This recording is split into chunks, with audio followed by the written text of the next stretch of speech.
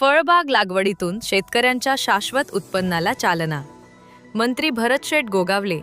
महाराष्ट्र राज्याचे रोजगार हमी योजना व फलोत्पादन मंत्री भरतशेठ गोगावले यांच्या हस्ते मागेल त्याला काजू योजना ही कृषी विभागाने जाहीर केलेली महत्त्वाकांक्षी योजनेअंतर्गत आज रायगड जिल्ह्यातील महाड तालुक्यात मागेल त्याला काजू योजना तसेच विकसित भारत रोजगार आणि आजीविका हमी अभियान अंतर्गत काजू व आंबा घन लागवडीच्या उपक्रमाचा शुभारंभ करण्यात आला.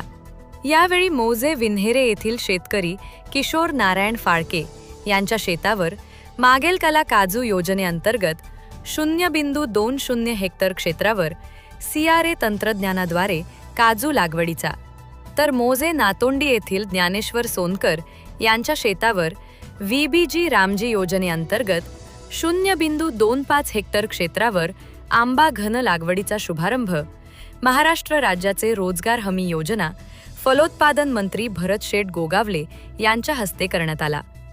यावेळी बोलताना मंत्री गोगावले म्हणाले की कृषी विभागाची मागेल त्याला काजू ही योजना शेतकऱ्यांसाठी अत्यंत महत्त्वाची असून सन 2026 ते 27 या वर्षात पात्र शेतकऱ्यांना उच्च उत्पादन देणारी काजू कलमे मोफत उपलब्ध करून दिली जाणार आहेत.